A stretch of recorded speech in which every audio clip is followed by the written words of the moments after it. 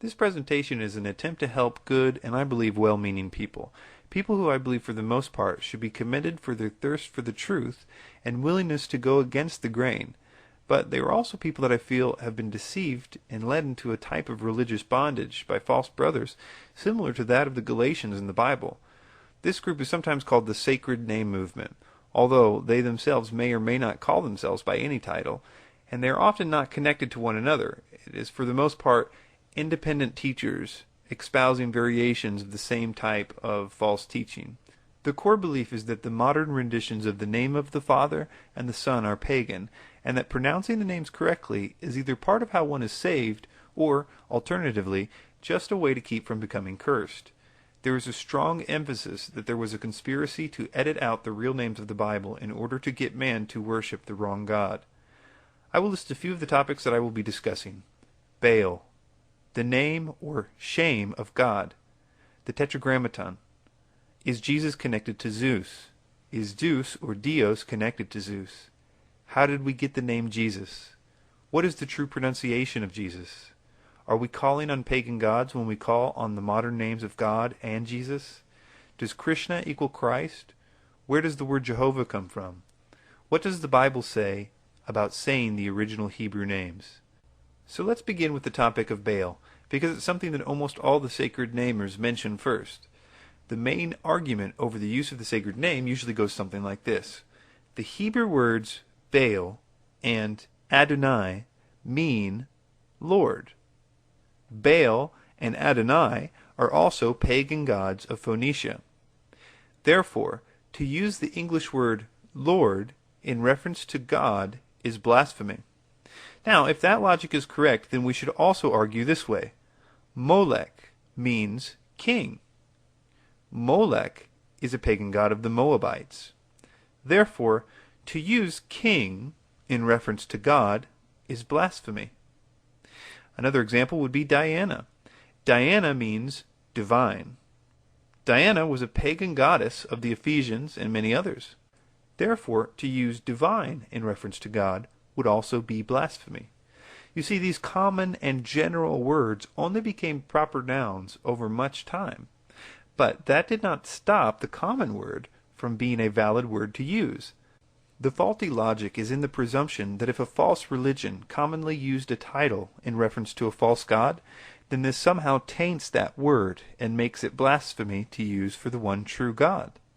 As validation for their position, the sacred namers show that the God of the Bible calls himself by the Hebrew word Baal on a few occasions. There are a few key Bible verses that are commonly brought up on this point. So let's look at a few of the main ones in detail. Let's start with Hosea 2, verses 16 and 17. And it shall be at that day, saith the Lord, that thou shalt call me Ish, and shalt call me no more Baali, for I will take away the names of Baalim out of her mouth, and they shall no more be remembered by their name.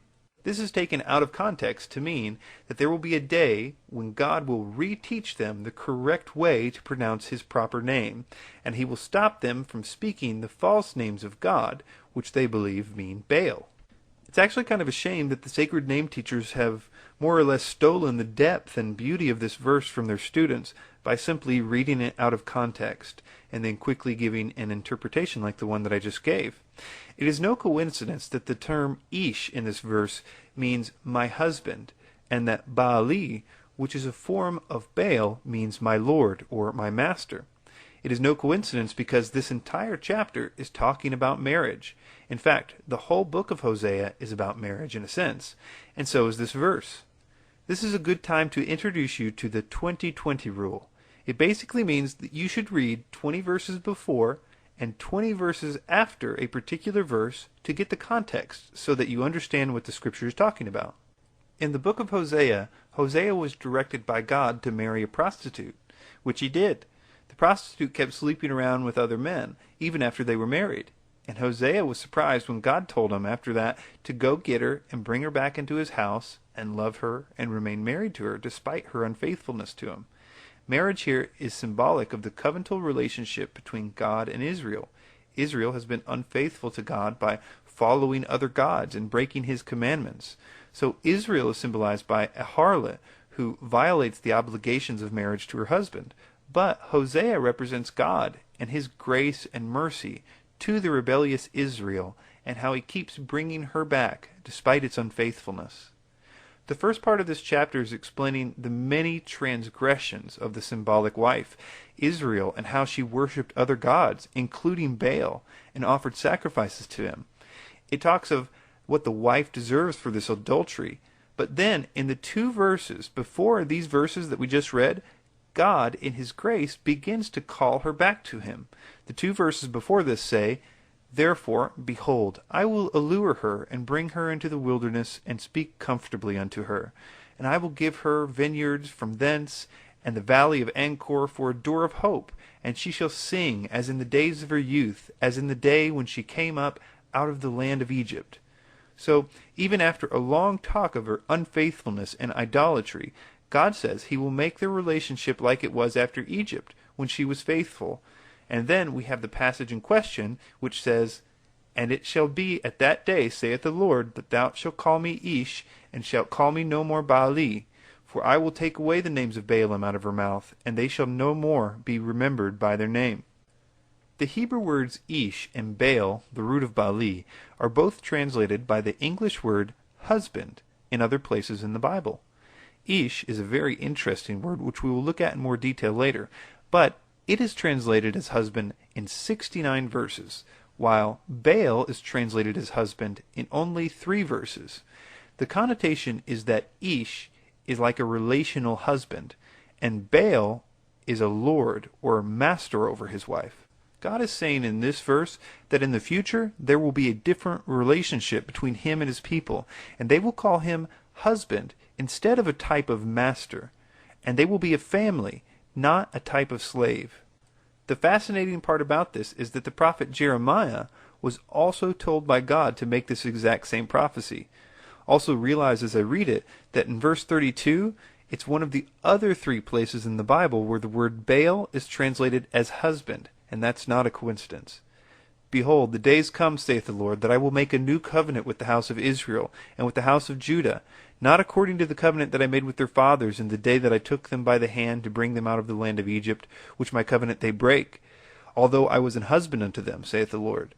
But this shall be the covenant that I will make with the house of Israel after those days, saith the Lord. I will put my law in their inward parts, and write it in their hearts, and will be their God, and they shall be my people. And they shall teach no more every man his neighbor, and every man his brother, saying, Know the Lord. For they shall all know me, from the least of them unto the greatest of them, saith the Lord. For I will forgive their iniquity, and I will remember their sins no more." These 2 prophecies are about a future covenant. Another way to compare them is the last verse in that section in Hosea, which says, "Thou art my people, and they shall say, Thou art my God." And that's also how Jeremiah 31:33 puts it, "I will put my law in their inward parts, and write it in their hearts, and will be their God, and they shall be my people." This is the interpretation of Hosea 2, verse 17. It literally has nothing to do with the changing of the proper name of God. That interpretation only works out of context and with a false or deceived teacher.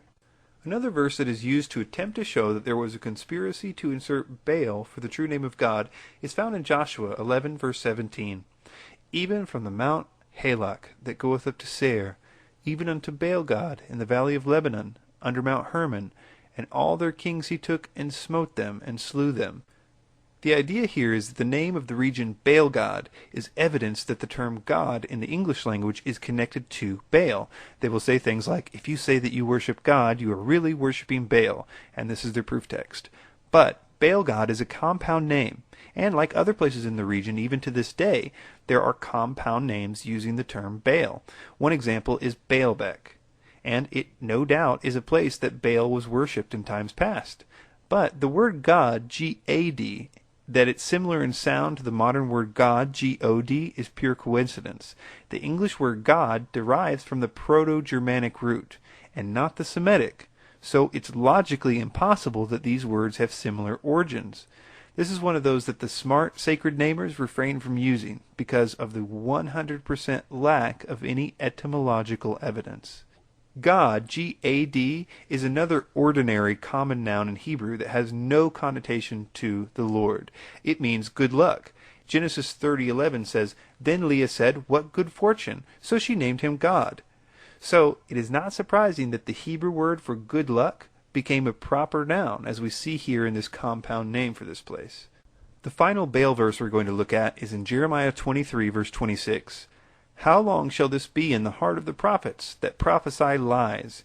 Yea, they are prophets of deceit of their own heart, which think to cause my people to forget my name by their dreams, which they tell every man to his neighbor, as their fathers have forgotten my name for Baal. The sacred name interpretation is that the lies spoken of here is the editing of the name Baal in the place of God in the text. And now God is upset because everyone has forgotten his proper name. So let's look at these verses in context. Look at the first part. Notice he is talking about prophets and prophecy. It says, how long shall this be in the heart of the prophets, that prophesy lies, even the prophets of deceit of their own heart? So it seems that the problem was prophecy. Not that the scribes had changed all the text to a different name. But if this were true, we should see some evidence that there were false prophets prophesying in the name of Baal, as well as some further evidence that they were causing people to believe Baal instead of God, to explain verse 27. Well, that's easy. Just look 13 verses before this, and you will find exactly that. And this is another example of the 20-20 rule. Jeremiah 23 verse 13 says, And I have seen folly in the prophets of Samaria. They prophesied by Baal, and caused my people Israel to err. So when you put this verse with the earlier verses, you will see that they are in perfect harmony. And now that you know the context of the verse, which is that there were prophets of Samaria prophesying by Baal, apparently by going into some kind of dream state, as we see in verse 27, and this was seducing the Israelites to err, it's obvious that this passage is not talking about the proper name of God being changed at all. This brings us to another topic, one that I think is at the very heart of the sacred name ideas, which is the very Hebrew word for name, which is Shem, pronounced shame. We might as well stay in the same chapter of Jeremiah, chapter 23, because earlier there is a wonderful prophecy of the Messiah made. It's in verse 6. It says, In his days Judah shall be saved, and Israel shall dwell safely, and this is the name whereby he shall be called, the Lord our righteousness. Now, wait a minute. That's not the proper name for the Messiah, is it? What about other places, like in Isaiah chapter 9, verse 6, where it says, For unto us a child is born, unto us a son is given, and the government shall be upon his shoulder, and his name shall be called Wonderful, Counselor, the Mighty God, the Everlasting Father, the Prince of Peace. Now wait a second. How many names is the Messiah going to have? At the heart of the sacred name movement is a fundamental misunderstanding of the Hebrew word for name, which is shame. Many sacred name teachers basically scare people with verses like this in Psalm 9, verse 10. And they that know thy name will put their trust in thee. For thou, Lord, hast not forsaken them that seek thee. So, do these verses speak of the proper name, or is name a more broad title than the sacred namers would have us believe? Even in English we should be able to understand this, because our English word for name has a very broad use as well. Webster's dictionary says it can be a proper name like Bob, or a designation like he was king in name only, or an appellation, title, epitaph applied descriptively or in honor, or it can be a reputation of a particular kind given by common opinion. An example would be to protect one's good name, or a distinguished, famous, or great reputation, like fame. An example would be to make a name for oneself, or a widely known or famous person or celebrity, like she's a name in show business, or a personal or family name is exercising influence or bringing distinction, like with a name like that they can get a loan in any bank of town. It can be a body of persons grouped under one name as a family or clan, the verbal or other symbolic representation of a thing, event, property, relation, or concept. Like our English word name, shame in Hebrew has several meanings besides the literal one. One way that it is used in the Bible is to mean the essential reality of who someone is, as in Proverbs 21:24. A proud and haughty person's shame is scorner. In Exodus 34:14 we read, The Lord, whose shame is a jealous God. In a more famous example, the prophet Isaiah gave him the Messiah's shame as being Wonderful, Counselor, the Mighty God, the Eternal Father, the Ruler of Shalom, in Isaiah 9, verses 5 through 6. The plural form of Shem is Shemot. The Bible has many Shemot for God, which are royal titles and revelations of the reality of who He is, but not names as such. In biblical Hebrew, to trust someone's shame means to trust him because of who he is. To bless someone's shame means to bless him because of who he is. So when you see verses like, "Who shall not fear thee, O Lord, and glorify thy shame?" you can be sure that shame is about who God is. So let's transition from this into the Tetragrammaton, or the four letters YHWH, because it will be an important thing to understand when looking at all the other claims of the sacred namers. The key passage for understanding the Tetragrammaton is in Exodus 3, verses 13. Moses asks God what his shame is. We see that God answers the question in a very interesting way, a way that is to this day a mystery to many scholars. It says, "And Moses said unto God, Behold, when I come unto the children of Israel, and shall say unto them, The God of your fathers has sent me unto you, and they shall say to me, What is his shame? What shall I say unto them? And God said unto Moses, I am that I am. And he said, Thus shalt thou say unto the children of Israel, I am has sent me unto you." The Hebrew words for I am that I am is Haya Asher Haya, and the word Haya is the short version meaning only to be, or in this tense, I am. It is most often translated in the Bible as some form of the verb to be. An example would be in Genesis 44, verse 24. It says, "And it came to pass, when he came up unto the servant, my father, we told him the words of the Lord." The words, "and it came to pass," is the single Hebrew word for Haya, or to be.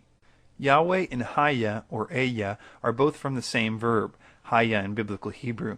It's spelled Hawa in earlier Hebrew. By the way, the Hawa root does show up in the biblical Hebrew as well, but it is more common in the Aramaic portions. Yahweh is the third masculine singular form, probably in the Hifl stem.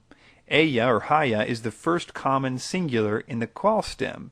Yahweh would mean he who causes to be, and Eya, or Haya, would mean I am.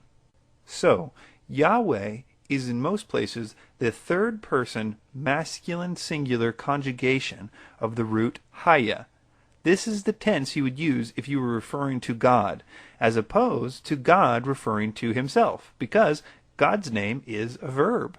It's kind of like in English. If I said, my name is I am that I am, other people would refer to me as he is who he is. Keep in mind that this is much too simplistic of an example considering the intricacies of this verb, but you get the idea. There is a sect of sacred namers that say that Haya or Eya is the only true name of God, and that the YHWH, or the Tetragrammaton, is a Kabbalistic forgery. Now this is of course ridiculous because the Kabbalah is based on Rabbinic Judaism, and the Tetragrammaton predates that by hundreds of years, so that's impossible. The reason they think this is very basic. That is because they appear to be different words. But that totally disregards the fact that Hebrew grammar is the reason why it is rendered YHWH in the third person.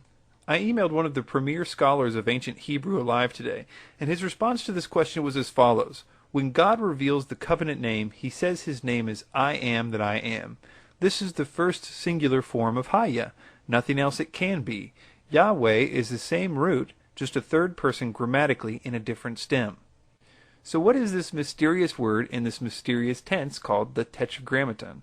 The term Tetragrammaton comes from the Greek meaning a word having 4 letters. It refers to the Hebrew name of the God of Israel. These 4 letters are usually transliterated from Hebrew as IHVH in Latin, JHWH in German, French, and Dutch, and JHVH or YHWH in other languages. The original pronunciation of the Tetragrammaton is difficult to be determined with absolute certainty. The reason is partially because the correct pronunciation has been lost to history due to a fear of breaking the commandment of taking the Lord's name in vain, because the late Jewish culture only allowed the high priest to say it. You can look over Hebrew scholarly literature to find the grammatical reasons that there is a lot of speculation on how to pronounce it, but I will simply say that it is a very difficult thing to know with certainty, which makes me very sad to see all the teachers of the sacred name movement have their dozens of variations of the pronunciation of the Tetragrammaton, each one saying that God will send people to hell if they don't choose the one that they have come up with based on their particular method. Now, I'm not going to try to tell you the true pronunciation of the Tetragrammaton in this presentation, even though I think I have a good idea. I think it would be presumptuous of me to think that if all the Hebrew scholars combined aren't sure about its pronunciation, that I somehow could figure it out beyond any doubt with my research. I hope to give you something much better than that by the end of this presentation, though, and that is the shame of God and freedom from bondage. There are pronunciations that I can be relatively certain are not the correct pronunciations of the Tetragrammaton. One of those that I feel I should mention is Jehovah. It was probably first used by Raymond Marty, who was a 13th century Catechin Dominican friar and theologian, so it's a pretty recent thing. In early Bible translations, when the Reformers started to translate the Bible into their own languages, despite the Catholic Church's opposition and persecutions, William Tyndale was the first to translate considerable parts of the Bible into English. Tyndale spelled the name of God Jehovah. We will look at how he came up with that name in a moment, but because he published in Germany, the German version would transliterate the letter I as J, because in Germany, when they wanted to say the yes sound, they most often used the letter J. Later on, as people read this German translation, they pronounced it differently because, for instance, the French looked at the same letter and pronounced it with a hard J sound, and the English speakers adopted the French practice. The name Jehovah then appeared in all early Protestant Bibles in English, except Coverdale's translation in 1535. The name Jehovah appeared in John Rogers's Matthew Bible in 1537, the Great Bible of 1539, the Geneva Bible of 1560, the Bishop's Bible of 1568, and the King James Version of 1611. More recently, it has been used in the Revised Version of 1885, the American Standard Version of 1901, and the latest one was the New World Translation of the Holy Scriptures of the Jehovah's Witnesses in 1961. Notice that there are no modern translations on the list that uses Jehovah other than the Jehovah's Witnesses New World Translation. Most other modern translations have stopped rendering the name Jehovah. The reason is because the reason the early scholars believed it to be the correct pronunciation is now known to be false. It was not a conspiracy, but an honest mistake. Let's look at it. Some of you are aware that the written Hebrew does not have vowels, which were not needed because for much of its history, Hebrew tradition was passed down orally, and so were the correct pronunciations. Then, over time, as the pronunciations were lost to history, as the language was starting to die out after the diaspora, there was a system of adding vowels created to help modern speakers pronounce the words. This was done by using several dots and other marks that were supposed to signify that you were to use a certain vowel sound when pronouncing the consonants. This was developed in the 13th century by the Masoretes or Masoretes, a family of Jewish scribes. It was important to note that it is unlikely that the Masoretes even knew the correct pronunciation of the Tetragrammaton. We know this because they, like most late Jewish people, developed a fear of pronouncing the name of God because they were very concerned about breaking the commandment not to take the Lord's name in vain. So, what they did when writing the Tetragrammaton was they substituted terms like Adonai and Elohim, or God, titles for God, to replace the divine name.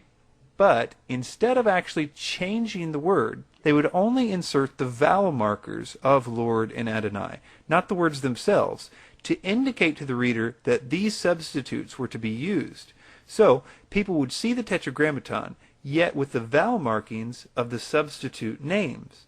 Later on, when modern translators read the Tetragrammaton with the vowel signs for the replacement names, they followed the guidelines of the vowel markings as if they were the true markings of how to pronounce the Tetragrammaton.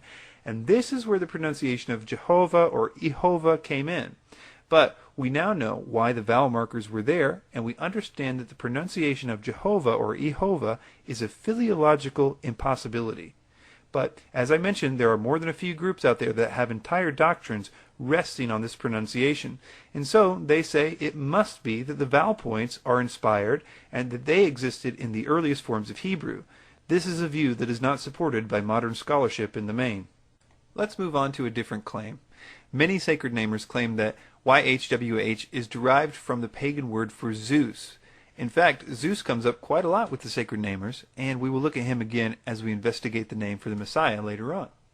There are many variations of this claim, which usually means that there's a lot of people simply repeating other sacred namers and not doing any investigation of their own.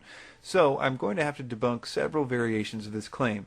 The first claim is that the Latin name for Jehov, or Jove, which is an alternative poetic name for Jupiter, which is the same god as Zeus, is related to the Semitic root Hawa, from which the Tetragrammaton is derived. A certain amount of people that make a big deal of this claim basically point to the superficial similarity between the words Jove and Jehovah. But, as we have seen, it doesn't really make any sense because the name Jehovah is about the one name for God that you can rule out. Nevertheless, some take it a step further and say that the Jove is from the Indo-European dio, and since there's also an early Hindu deity called Deus in Sanskrit, and since D in Sanskrit regularly corresponds to Z in Greek and J in Latin, we can be reasonably certain that they go back to something like dios, or the title pater, meaning father. The Norse god Tyr probably has a descendant of the same name too. However, it's impossible that Yahweh is related because unlike Greek, Latin, Sanskrit, and Old Norse, which are Indo-European languages, Hebrew is from the completely unrelated Semitic language family. It's basically a coincidence, and I might submit, not even a particularly profound one. The other claim about Zeus is that it has connotations to deus, the generic Latin word for God. This one is actually more or less correct, and it's actually one of my favorite claims because people show that the word deus and Zeus are connected, and they act as if people thought that deus, or deity, was a name only intended for the one true God, when in fact even the Latin dictionaries say that it's a general term for deity. The Bible in several places refers to other deity. Although they are created by God and lesser than Him, He still gives them titles as gods, or Elohim. In the same way, having a general word for God and gods is natural in many languages, and they derive from all kinds of places. People say that we shouldn't call God, God, but I would say that they are missing the obvious point, which is that it's a noun. It's like saying, the Most High is the one true God, or Baal was a wicked and pathetic God. It's simply a descriptive tool that we have in the English language. Now let's look at the name of the Messiah. Sacred namers will say that using the name Jesus is pagan, or if you use it, you're calling on pagan gods. Is this true? To start off, I will debunk the idea that there is a connection between Jesus and Zeus. This one has become really popular on the internet, but you should know if you believe this that even the majority of the sacred namers don't believe this. They reject it because there's a complete lack of etymological evidence and that people often call them out on this. So here's one quote from a sacred namer website about the Jesus-Zeus connection. It says, "We have never used the argument that Jesus is somehow a compound of Jesus, Zeus being the chief god of the Greek pantheon, although there is a certain and extreme degree of assonance, which is the core of the art of transliteration, with the Jesus word. We have never pursued that possibility to any extent since it is totally irrelevant." We know exactly where the name Isis came from. It was a natural Greek way of rendering the Hebrew-Aramaic name Yeshua at least 2 centuries before his birth. And it is the form of the name found in more than 5,000 Greek manuscripts of the New Testament. The apostles, Paul, Peter, Mark, Luke, Jude, all chose to translate Yeshua as Isis when writing in Greek. That should validate that it's not a damnable sin for anyone to transliterate the name. The name Isis is also found in Greek writings outside the New Testament and dating to the same general time frame. Yes, some people claim that the Encyclopedia Britannica says that the name Isis is a combination of 2 mythical deities, Io and Zeus or Zeus. It actually says no such thing. It's a total lie. In short, as one Jewish believer said, Jesus is as much related to Zeus as Moses is to mice. Some sacred namers claim that the name Christ comes from the word Krishna, and therefore, if you say Christ, you are giving homage to a pagan god. They quote Albert Pike as a main source for this claim. There is absolutely no etymological similarity between the words Krishna and Christ.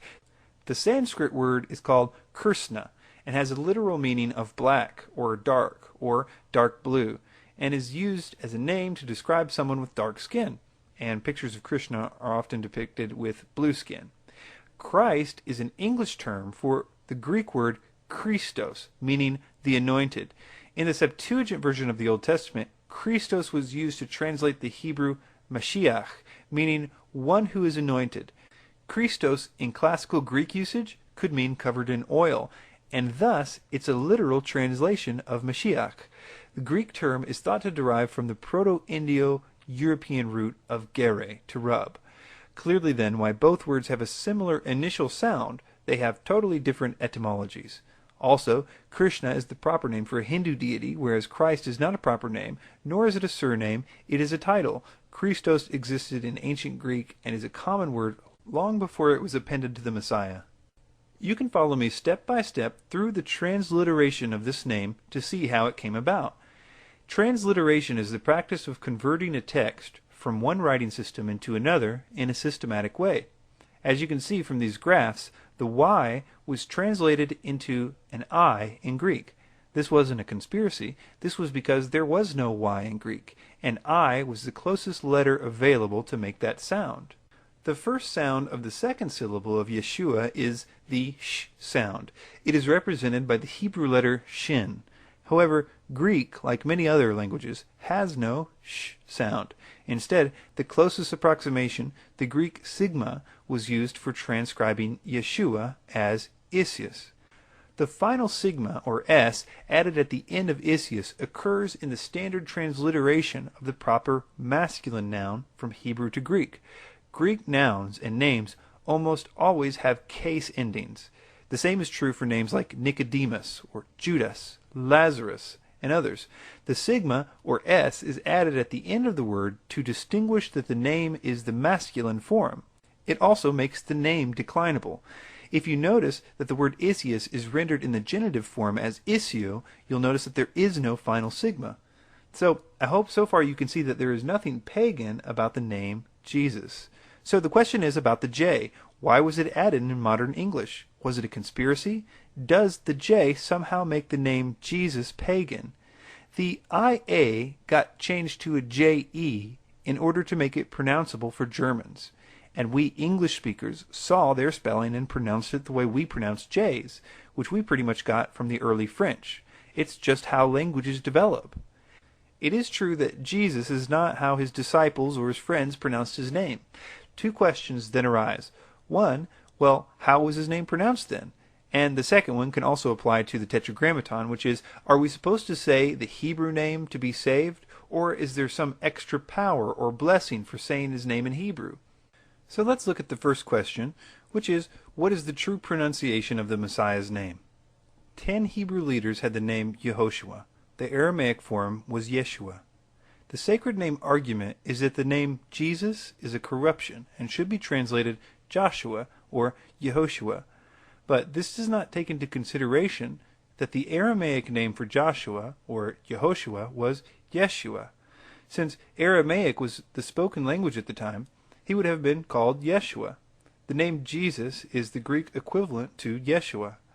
This Greek transliteration is as close to the Aramaic as the Greek language would allow. Among the Jews of the Second Temple period, the biblical Aramaic Hebrew name Yeshua was common. Nearly 1 out of 10 persons from that period was named Yeshua. In the Septuagint and other Greek language Jewish texts, such as the writings of Josephus and Philo of Alexandria, Isius is the standard Koine Greek form used to translate both of the Hebrew names Yehoshua and Yeshua. Greek, or Isius, is also used to represent the name Joshua, son of Nun, in the New Testament passages Acts 7:45 and Hebrews 4, verse 8. It was even used in the Septuagint to translate the name Hosea in one of the 3 verses where this referred to Joshua, the son of Nun, in Deuteronomy 32, verse 44. So, it's my personal opinion that Yeshua, or Yeshua, is the original form of the Lord's name, but that as we have clearly seen, Isius, or Jesus, is a natural transliteration. The question is, should we use transliterations? Is there a blessing or a curse if we recite the names in the original form? This is a really important question, too, because all the known world transliterates the Hebrew name Yeshua into their own tongue. For example, the Japanese pronunciation is Yaso. The French is Jesu or Jesu, depending on what part of France you're in. In Spanish, it's Jesus. In Arabic, it's Isa. In Fijian, it's Chisu. So are all these people going to perish because they had to transliterate the Lord's name in order to write it? Here are some things to consider about that. The author of the languages of man was the Most High God, who confused the languages at Babel. The assumption that the languages themselves are pagan in origin implies that God is the author of the pagan religions of man. Another often overlooked point is that there is nothing in the Bible that would suggest that saying the name of God in Hebrew gives any special power. There is no instance in the Bible of the name of God being a kind of magic word that one must say correctly. I find it kind of funny that we do see this attitude developing much later with the Kabbalah. I say funny because the sacred namers are supposedly doing what they're doing because they don't want to be practicing witchcraft. But if you look at their theology objectively, it's the gospel of incantation, a form of salvation by reciting the appropriate magic formula. In other words, the Kabbalah, or witchcraft. The same Luciferian doctrine of secret knowledge is the basis for the rightness before God. By its definition, it's another gospel. As Galatians 1, verses 8-9 says, "As we said before, so I say now again, if any man preach another gospel unto you that ye have not received, let him be accursed." One of the best validations of transliterations is the fact that they were used by the apostles and other New Testament Bible writers. The New Testament was originally written in Greek. Paul, Peter, James, John, Luke, and others wrote the name of our Savior in a language that was not Hebrew. If these men were permitted, inspired even, to write the name in Greek, we are also permitted to write and speak the name of our native language. The historical fact is that the New Testament was written in Greek. Therefore, the doctrine of the Hebrew-only sacred name is made invalid. This conclusion will be reached by even the most casual thinker who has the facts at his or her disposal. Therefore, sacred name movement teachers are compelled to fight a futile battle against an obviously original Greek New Testament. One final point is that the original language of Adam was different than the Ugaritic language of Abraham. The Ugaritic language of Abraham was different than the Egyptian language of Moses and the Israelites in Egypt. The Phoenician language adopted by the Israelites 600 years after they came into the Promised Land is not the language of Adam, Abraham, or that of Moses. And finally, although there is a great affinity of Paleo-Hebrew to the Aramaic, these are different languages. God spoke in each language, and in each one described himself by names and titles. We have no proof or evidence that God insisted upon one continuous pronunciation for his names or titles, and these names and titles were the same in all languages. If the evidence of such a fact of proof is missing, how can any man claim something to which God gave or left no testimony? Either the claim is false on the face of the assertion, or it is false because a claim so important, if it were true, would have an abundance of testimony, and none exist. In conclusion, I'll mention the gospel itself, because it's the power of God unto salvation, and it speaks of repenting and believing in the gospel, which is that Christ took the wrath of God that we deserved. In exchange, we were given the Holy Spirit and a new life that would cause us to desire God and to be more like him. This is the message that Paul preached, to repent and to believe. It wasn't to say the name of God correctly. I feel like the sacred namers are like the Galatians, and that they have fallen for the false teachings of some false brothers, who were teaching them that they needed to go back under the law of Moses to be saved. Paul wrote a letter to the Galatians basically doing as I'm doing right now, debunking their false teachers. He used his experience and their experience, as well as one of the most intense Old Testament Bible studies recorded in Scripture, to show them that they had been fooled and were under bondage. There is every indication that the Galatians, for the most part, repented and turned from the false teachings. I think that you might consider turning from them too. If this video has helped you, or if you just liked it and you know some people that hold these beliefs, please send this video to them or burn a copy on DVD and give it to them. Or join me in prayer that this video will help them in some way. Thanks for your time.